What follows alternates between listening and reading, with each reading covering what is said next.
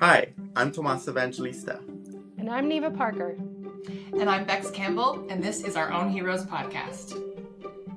Thank you for those that are returning listeners. We really appreciate you joining us tonight. And it is nighttime. Our last few podcasts have been in the morning.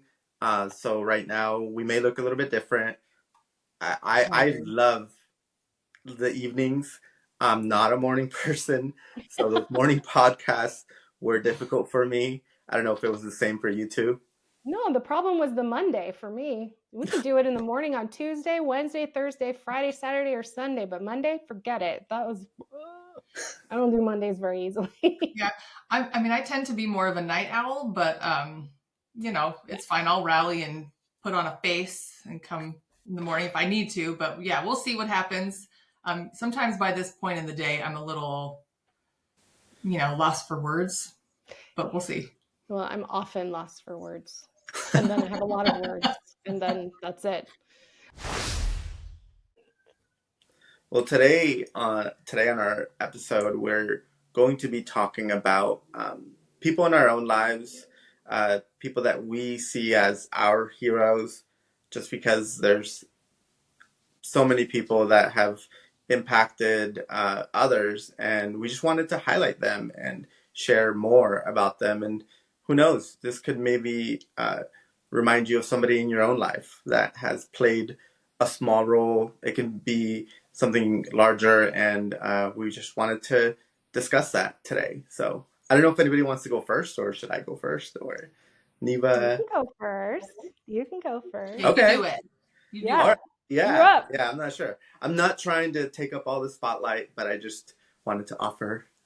But for me, my hero, I recently spoke at the Auburn Area Democrats Club. There was an immigration panel, and there was a question on there about, who helped you throughout your lifetime, and I mentioned teachers and coaches as well, actually. But there's one person in particular, and I think I actually mentioned them in the panel, and I just want to expand more on that because I think that is an important moment in my life that I was life-changing, actually. I did mention a teacher in middle school.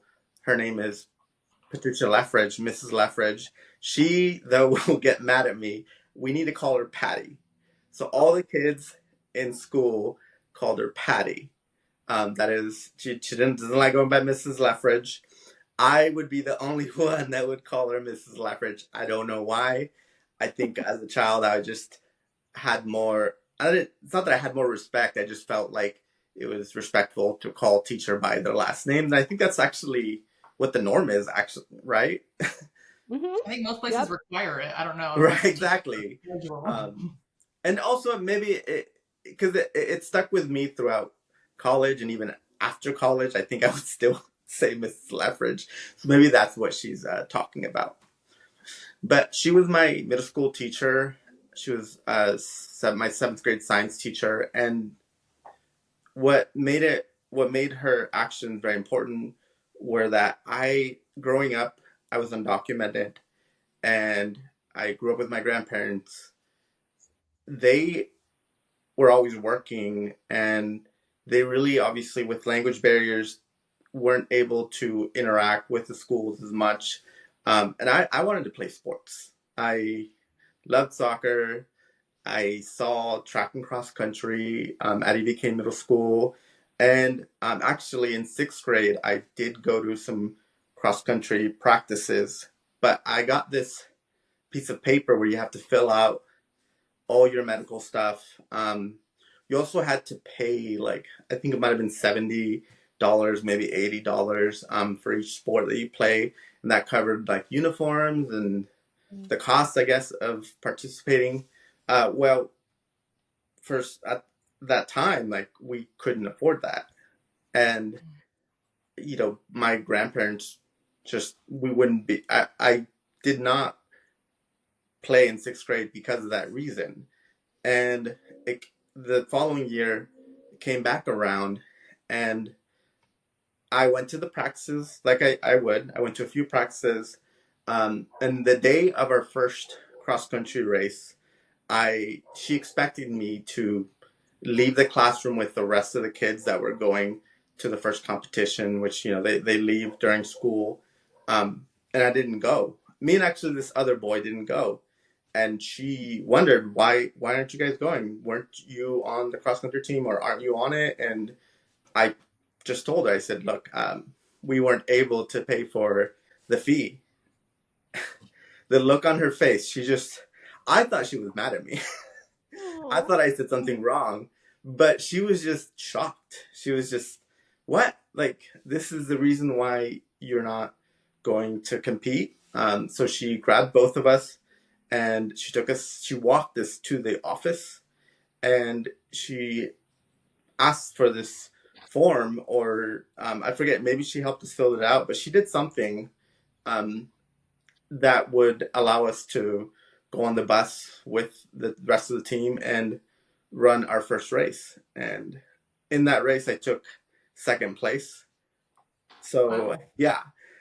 And it was my first ever competition. And ever since then, like, I competed in cross country and track. And as some of you know, I competed in college and I was able to get a scholarship, and that helped me complete all of that. So that one action in middle school helped me so much. And it opened the doors for other things too, because ended up competing in soccer and volleyball. And I think if I didn't participate in sports, I might be somewhere else today. Yeah. So that moment was very important, and I go back to it, and I've told this story before, and I hope she's listening and watching this episode, because she is my hero that I wanted to share about today. Oh, I know. Oh no, that's an amazing story. That is an amazing story. Yeah. I hope she hears that. I hope maybe we'll just send it to her. Yeah, Be like, maybe hey, we will. you know. And I think that happens more than we think. I mean, I'm very public with my stories, my life, but I mean, who a lot of people don't do that. They don't have any reason to, unless we're giving her some award as a teacher, and Yeah. maybe this story comes up. But also, I think more people can be like her if they're not yet, because that wasn't the only time she helped me. By the way, even when I was applying for college, I would go to her, and she helped me fill out the application and do all that work, even when I was out of middle school. So, and we stayed in touch. So she's still teaching now? She's not teaching. I think she's a principal at one of the elementary schools in Colfax, Sierra. I forget what school, but she was also a principal of Alta Vista, and also I think might have been involved with EV Kane and some of the other Auburn elementary schools. But I believe she hasn't retired yet. Wow. Yeah, that's amazing. me. I don't have a story like that. It's not going to be. I mean, it's Why'd you have me go cool. first? I know. Well, maybe we should end it. Well, we could adjust the. I'm kidding. I'm kidding. No, that's yeah, I'm wondering, so mine's a teacher too. And mine is my 5th grade teacher. And I was in 5th grade in 1985 mostly. Started in 84 and then 85. And up until that point, I had great teachers. I had a kind of a rough kindergarten teacher. I didn't really like my kindergarten teacher. She was very, very mean. But all of my other teachers were great. I had Mrs. Kelly for 1st grade, Mrs. Kwan 3rd grade, but 5th grade, I had Mrs. Croft. We did not get to call her by her first name. I have never in my life called a teacher by their first name. So that's interesting to me for your story. But Mrs. Croft, she was so cool. She had, there were quite a few things that happened that year, but I think 1985 was the Challenger explosion. And so she had an entire class of 5th graders with the TV watching it, all very excited. We had been leading up to it. And I remember that day very quite clearly. But I also, as I get older, think about as a teacher, like, what was that for you like as a teacher to have taught that? Now you have an entire classroom of 10-year-olds, 10-year-olds now just seeing something very, very tragic. And she handled that so well. And that, I mean, I was always really impressed by that. But the thing that I learned from her was, you have teachers, and up to a certain point, it's always kind of, it's very hierarchical, right? Like, you're the teacher and the student, and there's some level of fear in there, and kind of like, don't make the teacher mad. Not to say that any of my teachers were like fear mongers or anything, like, by far not that, but there's still that sort of like hierarchical kind of thing. But she is the first person in authority that I ever had that made me realize that a person in authority doesn't necessarily have to be so in a way that makes people feel shameful or makes people feel fearful, that they could be a friend, but then also somebody who you could look up to, and also somebody in a position of authority. But that position doesn't need to be it doesn't need to be this like fear-based kind of thing. So I'll always remember that as like a very good leadership lesson, as something that just having relationships with people, like, you don't, she made me understand that relationships between teachers and students and people in like sort of authority kind of positions don't necessarily need to lord it over somebody or make them feel bad or make them feel small, because she never ever, as kids, made us feel small at all. And it was empowering. It was really, really empowering. And so for that, I use her as a model for leadership, actually. If it's anything, it was like the best year of school I had, actually. Like, I was, I mean, in elementary school, like, Yeah. I got a little older, and So we won't talk about when I was a teenager, but in elementary school it was good. Those are always fun stories. yeah. Yeah, what? Teenager story. I said those are always fun stories when you're a teenager. Yeah. Yeah.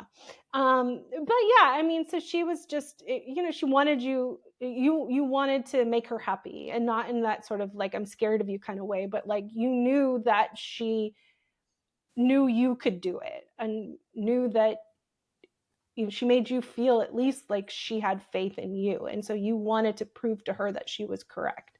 And so, and I think that's a nice little distinction between, I want to make this person happy because I'm terrified of them and I'm scared, even if there's just an underlying, not a really bad fear, but just an underlying fear or even shame, versus, I know this person has my back. I know they support me, and I know I can do this, so I want to prove to them that I can. Those are two different things. And I always kind of wanted to aspire to be that sort of person, or if I were ever in a leadership position, that sort of leadership thing, rather than, or that sort of leadership dynamic than, the fear-based dynamic. So anyway, that's my story. Yeah. Good story. It's interesting. Yeah. It's making me think about, I think somebody fact check me here, because often I'm going to get stuff wrong.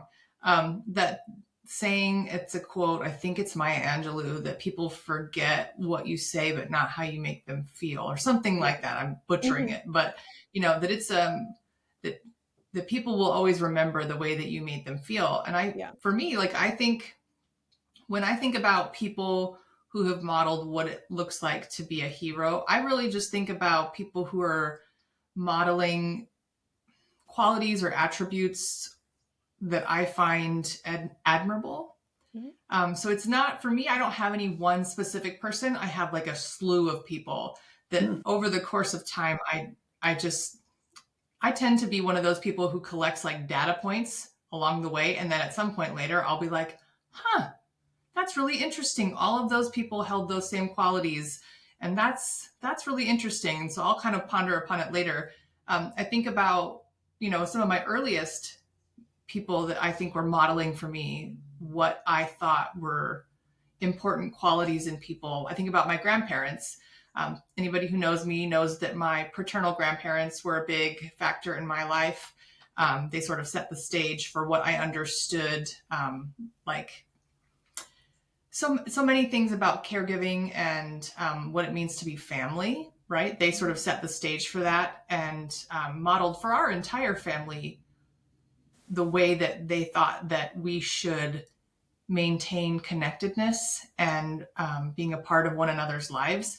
They set the stage for that, and it made it so that our family took that, and we still do things the way that they implemented, even though they're long since passed.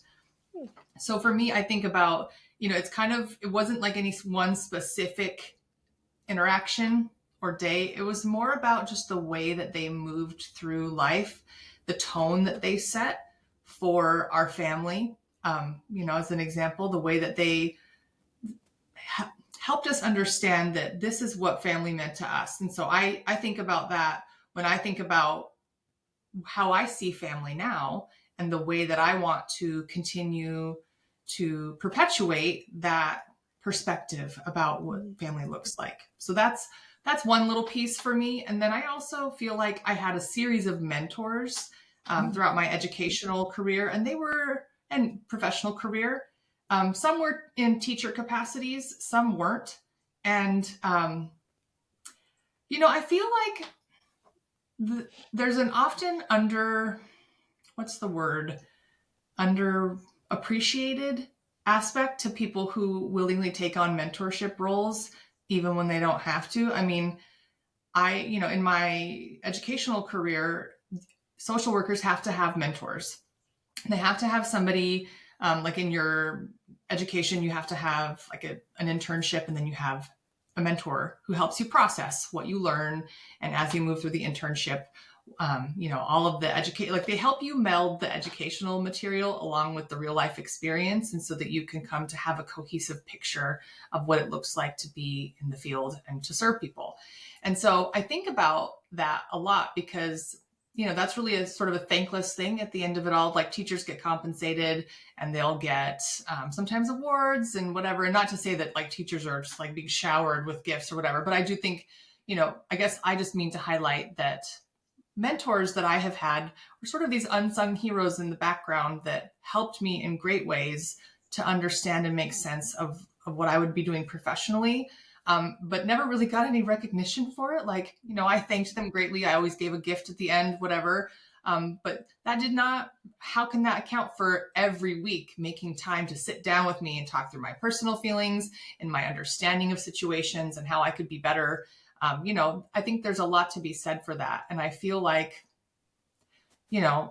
it's almost like paying it forward to society, to the profession, right? Like where it's just like in service of other people. I'm going to offer you this, my time. And, who's to say what's wise, what's not wise? It's all a matter of just, I think it's more the act itself as opposed to what you even get from it. Like people are just giving you their attention, their undivided attention and support, and just giving you time to say whatever you got to say, whatever makes sense for you, whatever you're going through, whatever your understanding of something is. So yeah, for me, that's what I think about when I think about being a hero. I think about what people modeled for me, and how that sort of set the tone for my understanding of things. And I think about, the mentorship that I've received, and how I hope that I can pay it forward. I try really hard, whatever I do, to pay it forward, so that it doesn't, I don't ever want anything that anyone spent time investing to end with me. Like it shouldn't end with me. I should push that in whatever direction I can to try to make the world a better place. I mean, at the risk of sounding really cheesy, right? Like to try to build a sense of community, because that's what it feels like, right? When someone sits with you and talks with you about whatever it is, you feel there's a sense of value and an exchange of like humanness there that feels irreplaceable, that, it means a lot. And I don't know that everybody is lucky enough to have things like that. Maybe they are, but I don't know that everybody is. And so that's kind of how I think about, I guess those are just, maybe this is more of my thoughts on being a hero. No, I think you're right. Mentors are kind of unsung heroes. Some of them get recognition, others don't. And in reality, like without mentorship, I feel like we don't move forward as a society because if unless it's in a school setting or I guess maybe even um, a job, you you need those type of people that don't sometimes have that type of authority over you, but are helping you move along these routes and things like that. And I've had mentors myself, and I had one in particular that had this saying that stuck with me is that as you move up the ladder or move up wherever you're going, you need to be training your replacement. Mm-hmm. And I love that. it's like mentoring. You're mentoring and training your replacement so that when you are moving, whether it's up or somewhere else, like you don't leave that space empty, and there's somebody there that can fill that role, fill those shoes. And I think that's a mentality that we should all have because there's sometimes in people they feel like, oh no, if I someone does better than me, I'm gonna get replaced, or there's more of this competition type of feel, and you'd rather push people down and not help them do your job. And I'm sure there's some people who are only following maybe what happened or how they were taught, and that could be what they know. Like I don't think it's natural, Yeah. to be honest. But It feels and very counter to like right, humanness, doesn't it? To like yeah, step upon other people. Yeah, I don't know. That is weird. I've never that approach to interacting or holding any kind of position or whatever it is has never resonated with me. I think that when you're saying that, Tomas, I'm like, absolutely. Yeah, you're always like for the betterment because anything that you do, I guess what I mean to say is that anything that you do is that it could be done by anyone, right? I mean, you're holding it now, but anybody could be doing it. And so, in the interest of common and community good, we should always be making sure that if, heaven forbid, I'm not around for something, that the show goes on. Whatever mission, whatever thing it is, whatever we're talking about, the show goes on. right. You're replaceable. I mean, Yeah. you're irreplaceable in who you are as a person, but whatever you're Yes. doing, you're replaceable. That something I think that we are hoping to hear from the people that we interview is, I mean, at least, you know, we want to know who are the people who gave you maybe gave you the permission, like somebody who said, who set the stage for you and made you feel like I could do this. I could totally Yeah. do this. Who lit the Or, fire under your ass? yeah, who Yeah, lit the fire under your ass? Yes. Who are the people?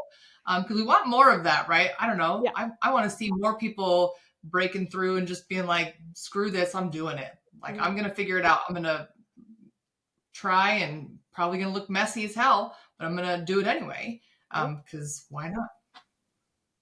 I think many people have those moments and they don't realize it or they don't share as much like when that moment happens. Sometimes it happens at such a young age. You might have been like 7 year olds and you realize you had this dream and you have it for the rest of your life until you achieve that. Or sometimes it happens in your adulthood. You don't really you realize you couldn't do that. I mean, there's just I Yeah. think we want to hear those stories. I'm trying to think Yeah. though, like what lit the fire under my ass to leave the Capitol? And because it's not positive. It's not positive. Like, but I can't be positive. Like, I can't think of anything at the time that would have been somebody modeled something for me. Like, I'm pretty certain it was, well, I wanted to be here for my parents. Mm. But the other thing, I think it was a model of what not to do. And Ooh. yeah, and I think maybe that's something we also talk about. Like, Yeah, like the and I'm catalyst, right? Because like a catalyst. catalyst can be good or bad for Yeah, sure. exactly. And that's it, the catalyst. Because Like for me, leaving the Capitol, it was the pandemic did not start things, but it somewhat started things. In that I realized that like my life could look a little different. I could be home. My mom had surgery in the time that I was left, that we were working from home. So I was able to be there for my mom. And I, and then as time went by and they started when people coming back into the building, shit was just going back to normal. Like nothing had changed. Nothing, like the world didn't just stop. It didn't just end. You didn't just send everybody home for 3 years. You didn't just, we didn't, people had kids. Their kids are now like getting older to realize now mom has to go back to work. And so where's mom? She's been here my entire life and now she's not. And, and you had to do that in this, tear up that relationship like that because you didn't have much time frame to figure out what you were going to do. So to me, it was, I saw the catalyst for me was like, this is shitty. This is really like, nobody learned from what just happened that like at all. And I don't want to be a part of this anymore, like at all. I don't want to work here. I don't want to do it.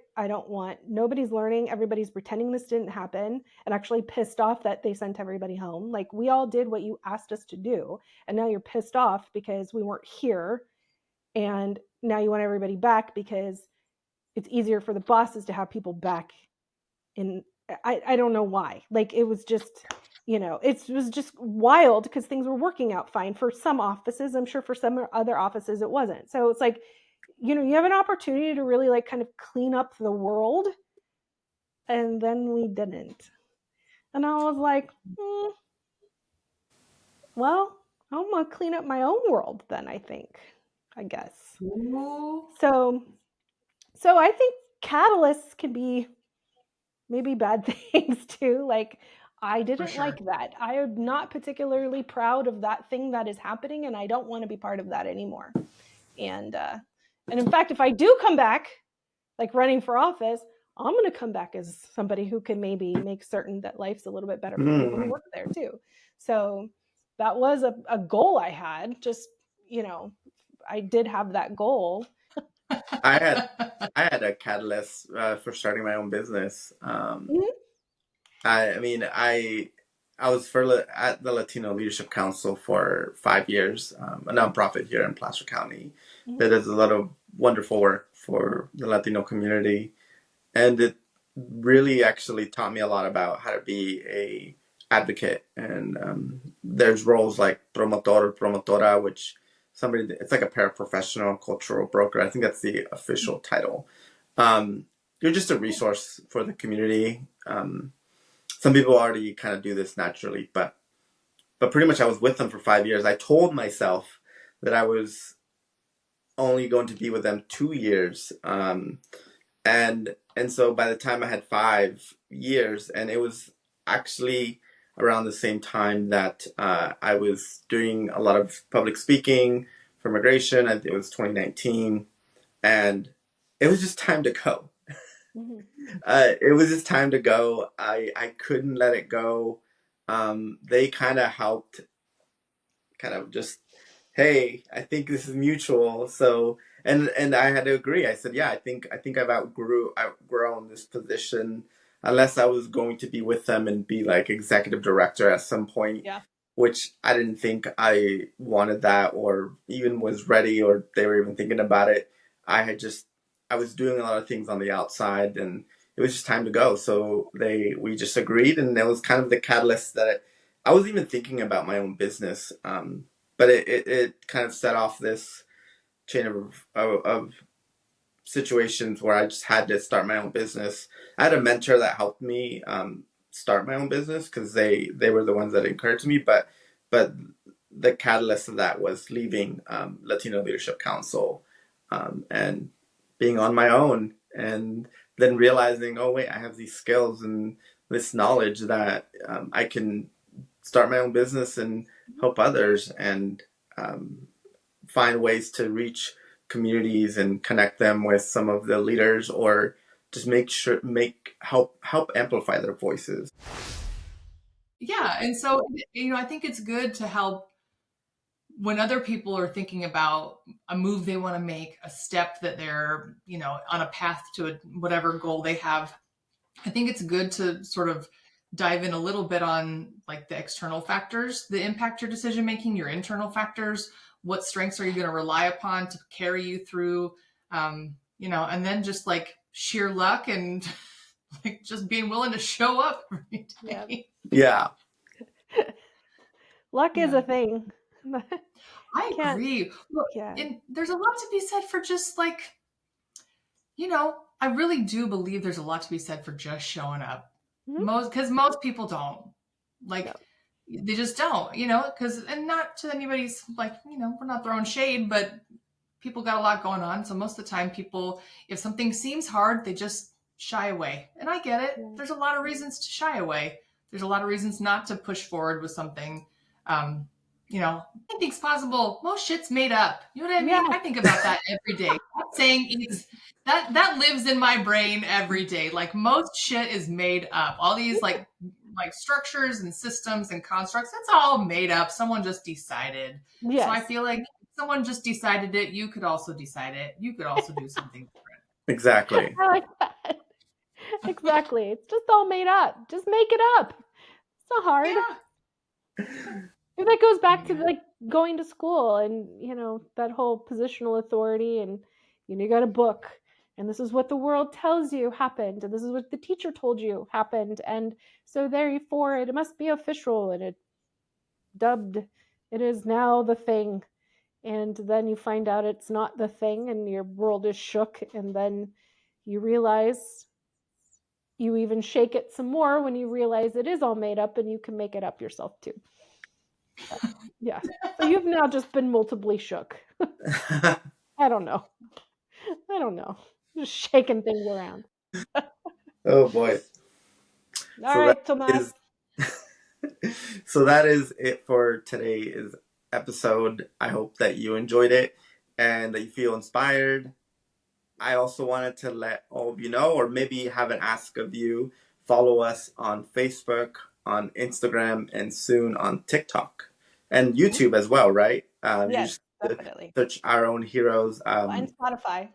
And Spotify as well. You'll hear this on Spotify. So I guess we'll leave with our closing remarks. Go out there and be your own hero.